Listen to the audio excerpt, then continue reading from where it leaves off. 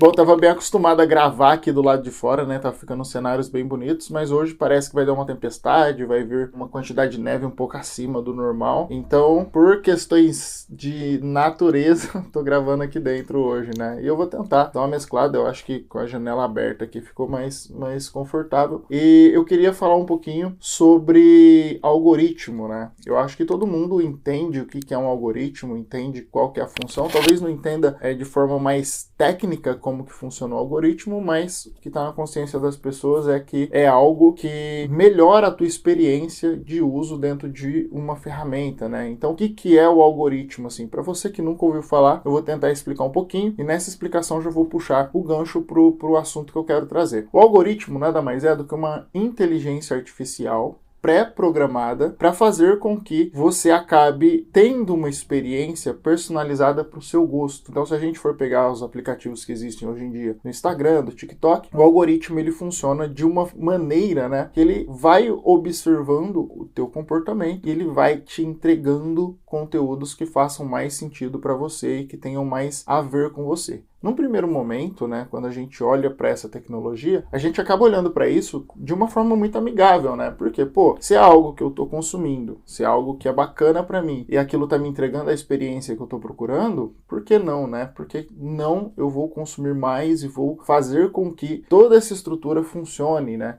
Então, no discurso, né, e no discurso propagado principalmente pelas ferramentas, é uma coisa muito legal, é uma coisa que vem para somar, vem para agregar, vem para melhorar o seu dia a dia, enfim. Então, quando a gente ouve, né, e principalmente os veículos de comunicação que são a favores dessa mesma estrutura, geralmente vai ser com bons olhos que se olha para o algoritmo, né? Só que eu queria trazer uma visão um pouco diferente, um pouco desestruturada do que geralmente a galera tende a falar sobre o algoritmo. Porque, querendo ou não, quando você entende um pouco mais por dentro do funcionamento e dos interesses das ferramentas, você acaba tendo essa visão um pouco não tão otimista assim. Eu tenho sempre o otimismo da tecnologia, eu entendo que a tecnologia ela sempre vai nos beneficiar se você usar para o bem, se você usar para uma coisa bacana. Só que, como não é as pessoas normais que controlam, né, geralmente são governos, são pessoas que estão acima, são pessoas que buscam poder, daí já é uma coisa que eu já não fico tão confortável, né? Eu sou uma pessoa que defendo tanto a liberdade quando tem um projeto, né? E que esse projeto, ele realmente, ele promove a liberdade e a descentralização, por exemplo, como o Bitcoin, dificilmente eu consigo encontrar um problema. Agora, quando eu vejo algo que ele tem uma função, né, social, e essa função social ela não é tão legal assim, que é no caso dos algoritmos que eu vou falar aqui, daí eu já tenho o meu pé atrás. Vamos olhar para o início da internet, né? Quando a internet começou a se desenvolver lá nos anos 90 ainda, a internet era chamada de 1.0, né? As pessoas programavam o site em HTML, era uma página estática, essa página acabava trazendo muita gente porque a oferta de sites não era tão grande, e aí as pessoas, elas tinham locais corretos para ir, elas não poderiam interagir tanto com aquele conteúdo, né? Porque era um conteúdo estático e que não tinha tanta atração assim. Conforme foi evoluindo e a gente foi descobrindo, né, novas formas de fazer internet, a gente foi descobrindo a internet 2.0, que era basicamente um Wikipédia, né, em que o site estava lá, só que o usuário ele poderia ter acesso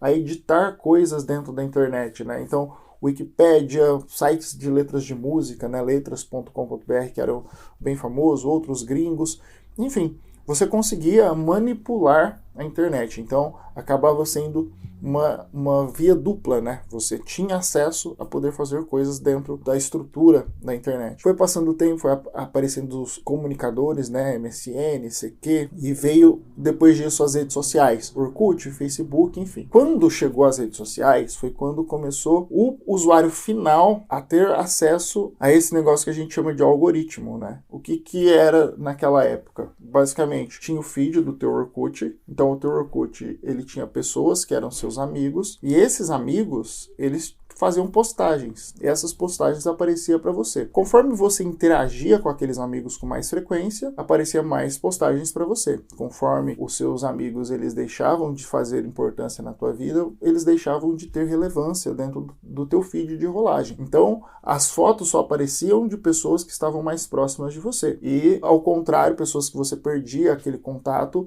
elas deixavam de aparecer E isso é o algoritmo mais rudimentar. Muita gente, né, ainda acredita que esse mesmo algoritmo é o que roda hoje, né, nas redes sociais. E elas estão muito enganadas. Conforme o tempo foi passando, né, conforme foi se aprimorando, apareceu o advento, né, dos anúncios, né, da publicidade, que é o que a gente trabalha e com o que a gente ganha dinheiro hoje, mas pensando nessa estrutura de algoritmo, os anúncios foram os principais fatores de fazer com que esse algoritmo fosse deturpado e quebrado, né? Por quê? A partir desse momento em que os anúncios entraram em cena, a prioridade já não era mais os seus amigos, e sim os anúncios, né? Então, um alcance teu, que era gigantesco antes que você acabava postando algo, quase todos os seus amigos viam, na época do Orkut, no início ali do Facebook, no início do Instagram, ele começou a dar espaço para quem paga mais, aparece primeiro, né? Então, se você comparava o teu alcance na época do Orkut, na época do início do Facebook, na época do início do Instagram, você tinha um alcance gigantesco, você tinha muitas curtidas, muita gente via teu conteúdo. Depois de um tempo, isso já não aconteceu mais. Por quê? Os anúncios tomaram conta, né? Então, você precisava pagar para aumentar essa exposição. Então, uma exposição que antigamente era de 50% dos seus seguidores, ela foi caindo gradativamente para 8%, 6%, ouvi falar que teve uma época que era 2%, 1%, enfim, nunca é muito claro esses números, né? Mas a gente supõe pela quantidade de curtidas, pela quantidade de visualizações que a gente tinha no passado. Isso foi mudando e diminuindo muito ao longo do tempo. Então, se eu tenho essa capacidade de manipular o algoritmo para o interesse da ferramenta, que nesse caso a gente está falando de um interesse comercial, né? De ganhar mais dinheiro através de anúncio, eu tenho a capacidade de mexer nesse algoritmo da forma que eu quiser, né? Vamos ficar com essa informação na cabeça. Porque o algoritmo, ele não é apenas algo imanipulável, né? Ele não é algo que não dá para você mexer nele. Ele é algo que ele tá ali, né, que ele pode ser manipulável. Por quê? Pensa comigo. Se ele não fosse manipulável, você continuaria vendo só o que seus amigos postam.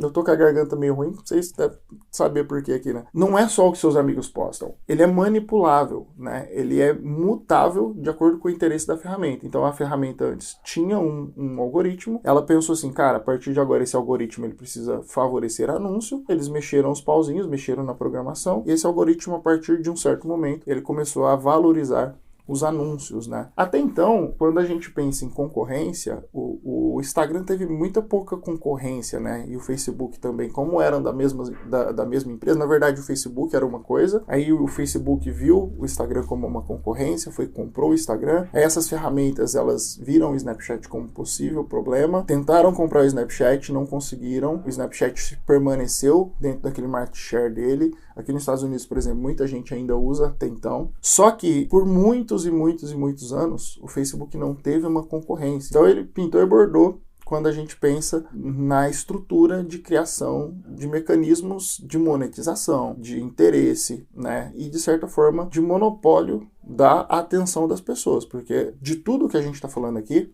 a gente está falando, resumidamente, na atenção, né? Como que as pessoas retêm a atenção, como que elas prendem você a essas ferramentas, e o algoritmo talvez seja a ferramenta mais importante de toda essa estrutura. Então, quando a gente olha para isso, a gente percebe o seguinte, que antigamente a gente tinha mais facilidade em consumir os conteúdos que a gente queria, e passou um tempo, começou a ficar difícil, né? Porque você precisava rolar muito, e você via anúncio, gente que você não estava interessado, e aí você viu um amigo seu, alguma pessoa que te interessa. Rolava. Isso ficou ruim para a ferramenta. Por quê? Muitas pessoas falaram assim, cara, eu quero ter uma experiência, eu não tô tendo a experiência que eu quero, porque tá vindo muita coisa que não me interessa. Então, por conta disso, foi surgindo novas oportunidades de mercado. E aí surgiu o TikTok. O TikTok chegou com uma proposta muito diferente até então, né? Baseadas em vídeos curtos. Tem a história do TikTok, ele começou com Musical.ly, e aí foi comprado por outra empresa, da China, enfim. E meio que a China, ela se apropriou da ferramenta, né? E deu um incentivo para que o próprio aplicativo se desenvolvesse. E como a gente sabe, né, como estrutura de país e de mundo, a China ela é bem fechada, né? Ela é um país que ela dificilmente ela tem uma estrutura aberta a novas oportunidades fora da China. E por incrível que pareça, o TikTok foi um pouco diferente. Ela acabou vendo a oportunidade de expandir essa ferramenta para o mundo, né?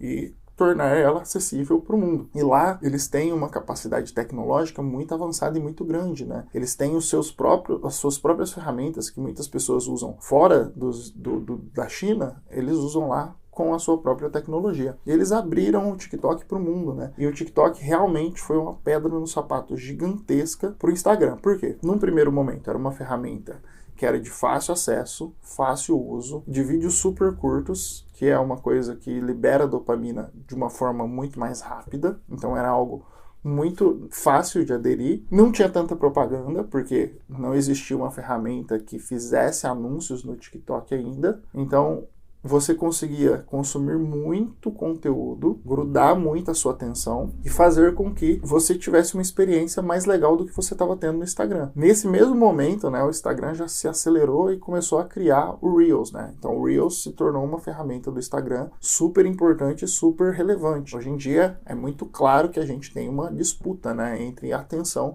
do Reels pro TikTok e na questão de algoritmo também. Eu acho que também quando a gente fala de algoritmo, todo mundo sabe que o algoritmo ele vai se moldando conforme o teu interesse, né? Ele vai trazendo coisas baseadas no que você consome. Isso é muito legal, você já deve ter visto um monte de gente falando sobre isso, que o TikTok, ele, conforme você vai rolando e vai parando nos vídeos que você tem interesse, ele vai falando, então você gosta disso? Eu vou te mandar mais disso, mais disso, mais disso. Por isso que esse algoritmo, ele é tão potente, ele é tão bacana. Só que ele é muito mais do que isso. E é aqui que eu quero que vocês entendam o meu ponto nessa ideia. Até aqui, provavelmente, tudo que eu falei são coisas meio óbvias, né? E eu tentei trazer você até aqui com esse pensamento de obviedade mesmo, para tentar quebrar um pouco o teu pensamento nesse sentido. Por quê?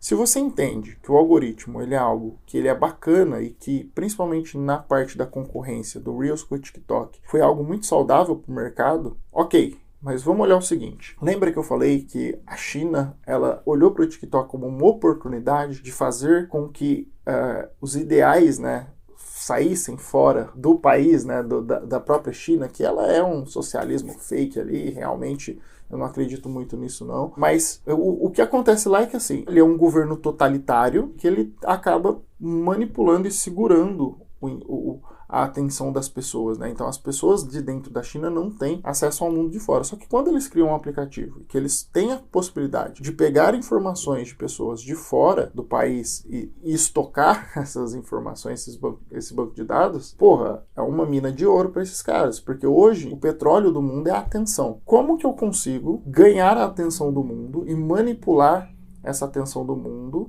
através de um aplicativo? A maior parte das pessoas estão olhando para um celular hoje, né? Hoje em dia é muito difícil de você encontrar, inclusive pessoas mais velhas que não têm acesso a isso, que não têm uma conta nesses aplicativos, né? Ou seja no Instagram, ou seja no TikTok, enfim, porque é uma liberação de dopamina muito grande, então as pessoas elas querem esse prazer, né? Elas querem estar presentes. E é algo personalizado. Mas quando você olha para esse cenário de Estado interferindo dentro desses interesses, o que geralmente acontece? Tenta pensar você aí uns 5 segundos, né? Para que você entre na mesma frequência de pensamento que eu. Provavelmente, isso obviamente que eu não estou falando de uma forma categórica, eu não tenho provas disso, mas é muito fácil você entender que existe uma ferramenta de possível manipulação. Morando aqui em Boston é muito legal porque eu tenho a oportunidade de ter acesso a muita gente diferente de muitas culturas, né, e de muitos lugares diferentes, porque é uma cidade universitária que tem algumas universidades muito grandes, tem Harvard, tem a Northeast, tem a Boston University, a Boston College,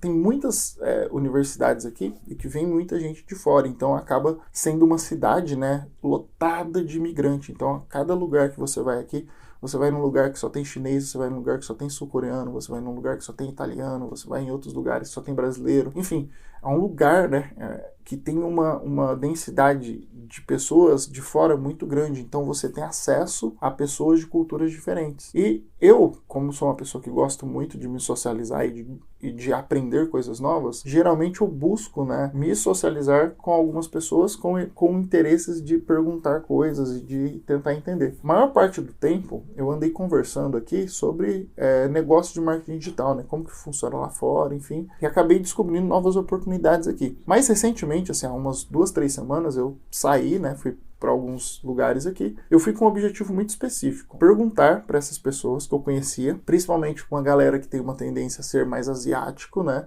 japonês, sul-coreano, chinês, enfim, pessoas que eu via que tinham traços asiáticos, para bater um papo e perguntar como que era o algoritmo, olha que interessante, como é que era o algoritmo da ferramenta deles que eles estavam utilizando, seja o Instagram ou seja o TikTok, enfim, qualquer uma delas. Sabe o que eu descobri? Isso eu já desconfiava e por isso que eu fiz esse experimento social, assim, conversando, é como se fosse uma mini pesquisa, né? Mas eu descobri que o algoritmo dessas pessoas, principalmente das pessoas da China, é muito diferente do nosso, muito diferente dos americanos. Por que que isso acontece, né? Por quê? O que que diferencia? Faz o seguinte, você agora aí, pega o teu celular, eu tô sem celular porque eu tô gravando com ele aqui, mas eu vou fingir que esse power bank aqui é meu celular. Pega o teu celular, abre qualquer um desses aplicativos aí, TikTok ou Instagram. Abre ele e rola o teu primeiro vídeo. Olha aí, vamos conferir. É um conteúdo legal ou ruim? Vamos considerar o seguinte, conteúdo legal é um conteúdo que te traz alguma coisa, algum benefício, algo que seja prazeroso no sentido de te dar um conhecimento. Tenta fazer o teste. Rola mais um, sim ou não? É conteúdo bom ou conteúdo ruim? Se for comédia, tranqueiraiada, eu gosto, óbvio, todo mundo gosta de se divertir, né? É a liberação da dopamina. Mas vamos ser sinceros com a gente mesmo. É um conteúdo bom ou conteúdo ruim? É um conteúdo de dancinha, que não te agrega nada? Ou é um conteúdo bacana que te trouxe uma informação relevante, que te abriu a mente para alguma coisa? Vocês sabem que tem, isso tem, mas a quantidade de conteúdo que aparece continua rolando, continua rolando. Rola umas 100 vezes e anota no papel. Conteúdo bom, conteúdo ruim. Provavelmente, a quantidade de conteúdos ruins que vão aparecer para você é muito maior. Deve ser na cerca de 80%, 90% de conteúdos lixo para conteúdos que sejam conteúdos realmente relevantes. Só que esses conteúdos lixo, por conta do algoritmo, você gosta deles, você acha eles interessantes, só que são conteúdos que não te agregam nada e não te trazem valor. Não é o que acontece com o algoritmo das pessoas, principalmente da China, olhando por TikTok. Lá, o algoritmo ele é manipulado, ele é organizado para mostrar para você coisas de sucesso, né? Coisas de valor. Então, essa é a grande diferença. A China, né, e é uma suposição que eu tenho, mas é uma suposição muito fácil de validar assim na rua, e de que o governo ele manipula o algoritmo para tornar pessoas da China mais tendentes ao sucesso, porque elas consomem, elas veem conteúdos de sucesso e isso engaja elas nisso, por mais que elas não queiram, porque elas não têm o controle real do algoritmo, o algoritmo que faz a dança acontecer. E os outros povos, né, os outros países, eles recebem conteúdos alienados, conteúdos bosta, né, conteúdos que vão fazer você consumir, te liberar dopamina, mas não vão fazer você se tornar uma pessoa melhor. E isso é proposital. Se a gente for pensar numa estrutura, né, qualquer estrutura de governo populista, geralmente ele não quer o seu povo sendo inteligente, o seu povo sendo independente, porque isso fere, né, vai contra a capacidade do governo de se prosperar, a se desenvolver melhor. Então ele prefere que as pessoas sejam burras. Agora, quando você tem uma relação de interesse que seja país contra país, ideologia contra ideologia, aí eu posso usar os recursos que eu tenho para fazer com que eu emburreça outras pessoas. Então, porra, é muito inteligente da parte da China fazer o que eles estão fazendo. Eles abriram um aplicativo, um negócio para o mundo inteiro aderiu àquela ferramenta e eles manipulam o interesse das pessoas baseado na necessidade delas. Então, eu aqui, consumindo, bitolado, o meu feed e vendo coisas que liberam minha dopamina, que eu só estou perdendo tempo e entregando atenção, entregando dados, né, entregando toda a minha estrutura de vida para essas pessoas, né, que é um governo, é tudo que eles querem. E aí quando a gente olha alguns filmes, alguns documentários, algumas notícias, e as pessoas vêm falar assim, mas a guerra, Terceira Guerra Mundial, cara, você não entendeu ainda. A guerra, ela já está acontecendo. Ela só não está acessível para a massa, né, mas se a gente for pensar nessa disputa entre TikTok e Instagram, é uma guerra, porra.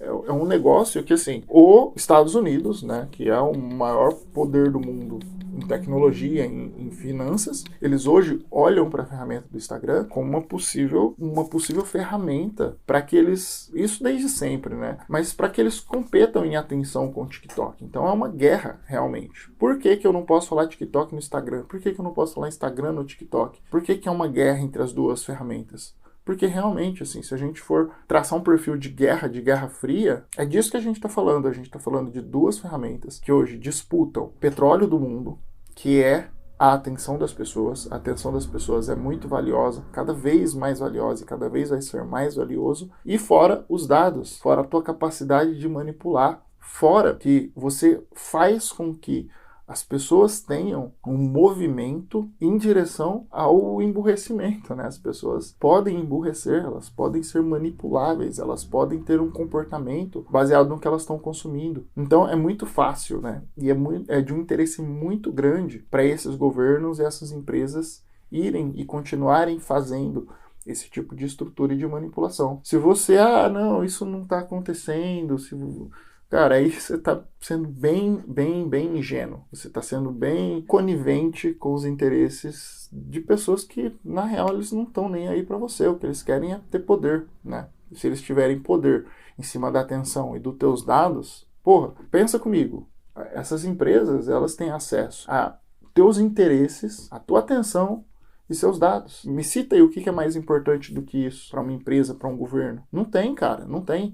Não há petróleo no mundo que seja mais importante, mais valioso do que a tua atenção e a tua capacidade, a capacidade dessas empresas, desses governos de te manipular. Porra, é mais ou menos isso a ideia, entendeu? Então, a gente já está numa guerra, a gente já está num momento complicado pensando nisso. E o que a gente pode fazer? Essa é a pergunta. Se você me perguntar agora, cara, beleza, então vamos parar de usar Instagram, vamos parar de usar TikTok, enfim, eu não vou parar, né?